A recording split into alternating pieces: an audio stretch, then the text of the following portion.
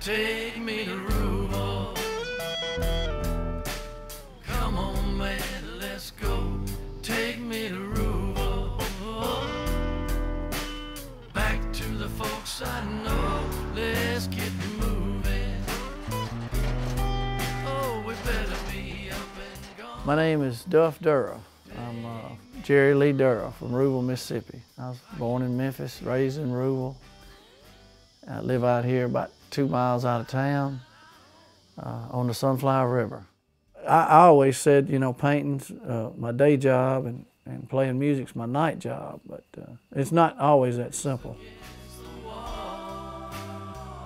Well, when I was younger, we loved riding to the gin in that cotton trailer, you know, and hanging at the gin and watching those seeds come down. And of course, for me, kind of a daydreaming kid, I could just stand there in front of those seed separators and just, I mean, I don't know how long I'd be there until somebody yanked me off.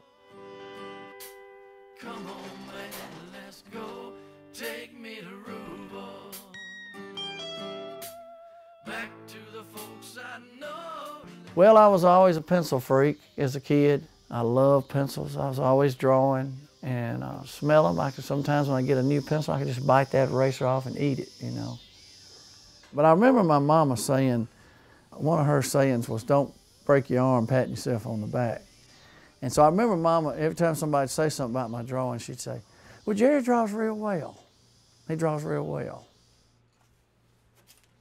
I graduated high school in 1970. Went to Delta State that next fall, and I majored in art there. Majored in painting and drawing. I really, after a couple of years, about 3 years at Delta State, I just felt like I needed to go major in rock and roll for a while, and so I took off and dropped out of school. The famous Jumpin' Nanny job began to sing. First time I ever picked up a guitar, it was pretty horrible. It took me a year or two to get the chords and kind of get rolling. And back then, there were other guitar players around, so I got some older guitar players to show me some stuff. I was in the School of Hard Knocks for a long time. I was living in Nashville. The phone was just starting to ring for me. And my grandfather on the Marlowe side got real sick. And I thought, well, you know, my granddaddy's gonna die or something. So I moved back to Rubel in '75, and my granddaddy actually lived 5 more years. I had asked my granddaddy about this place, and he told me, if you work it, you can have it. This was a old sharecropper shack, 4 square rooms, front porch, back porch. There was a cotton house out there, which is a little cypress house that you store cotton in, a Johnny house. Over here was a little barn. You know, it was kind of in need of repair.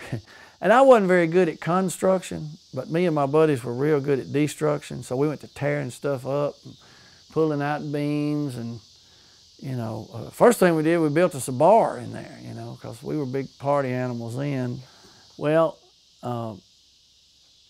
Jim Fish, Mickey from Marigold, he was already kind of a musical compadre of mine. Then we met this kid. We were at this club called the Mattress Factory in Cleveland. And we met this guy who was too young. He was underage to be in that club. He was singing pretty decent, but his harp playing was pretty awful. But he was just making a hell of a noise, and that was Charlie Jacobs.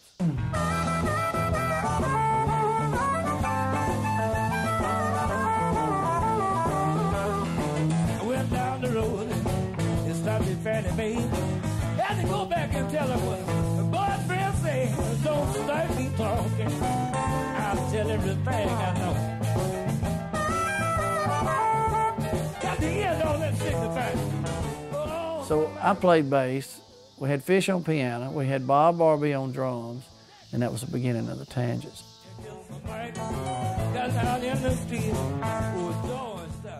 This turned into a monster band.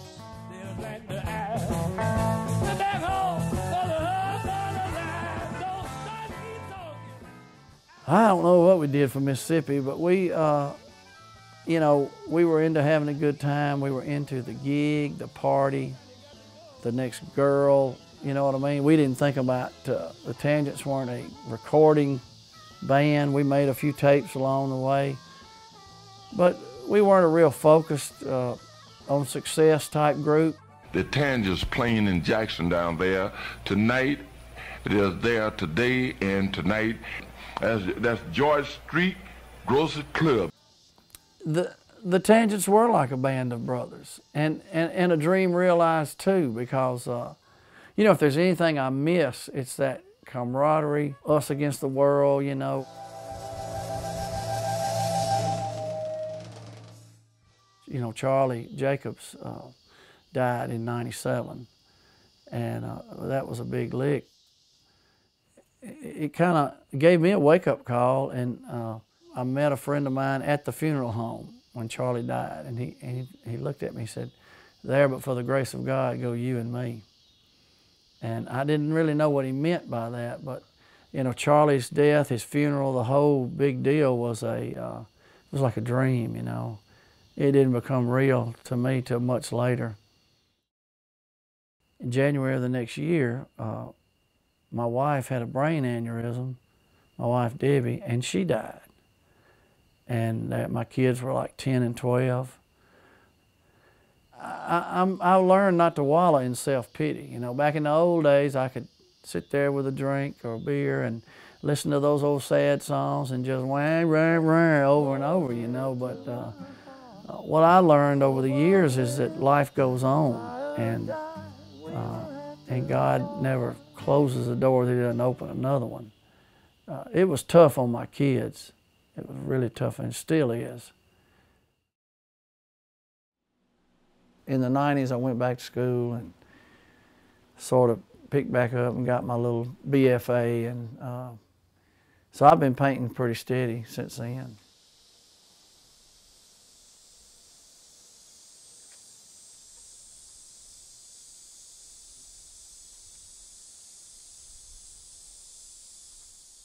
Duff was a lot more serious when he came back, you know, when he was 40, and he really had not grasped the color concept that I was teaching when he was younger. He wasn't there long enough, but he was really enthusiastic, and he became a very good practitioner of the light and color language that I taught.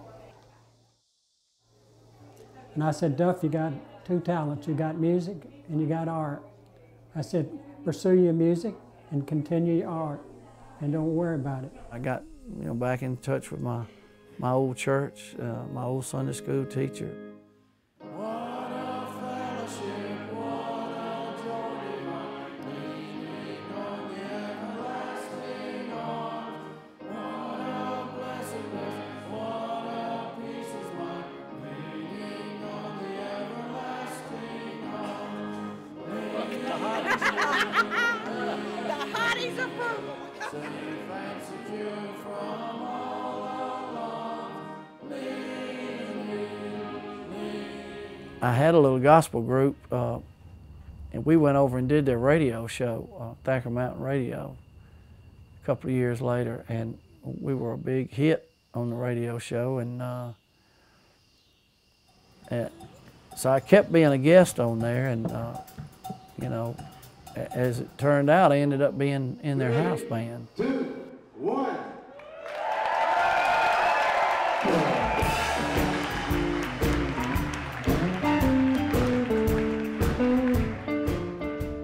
Oh my God! I certainly became a more of a spiritual guy. Good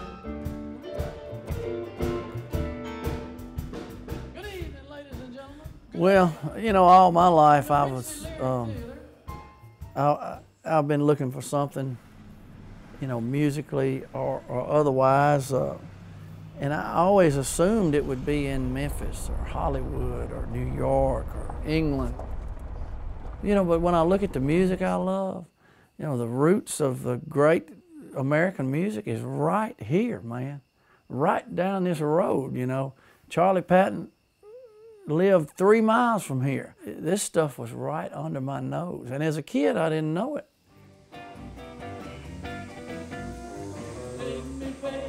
My idea of success when I was younger was a real selfish idea of what I thought was a success. You know, I thought if I made a lot of money, or if I was in a group that got recognition and had hit records and all this, that would be success.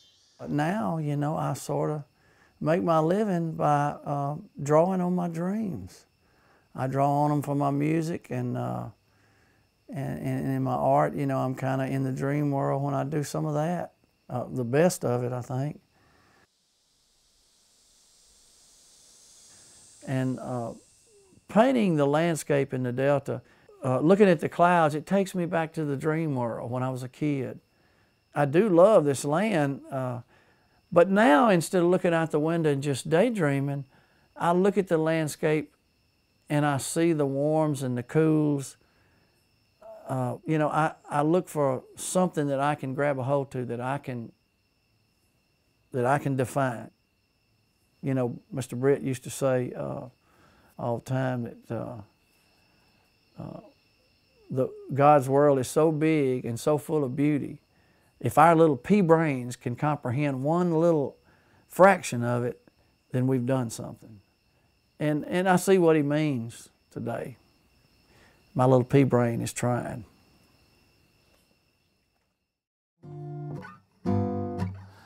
Me and you, through the year, the world we knew has disappeared.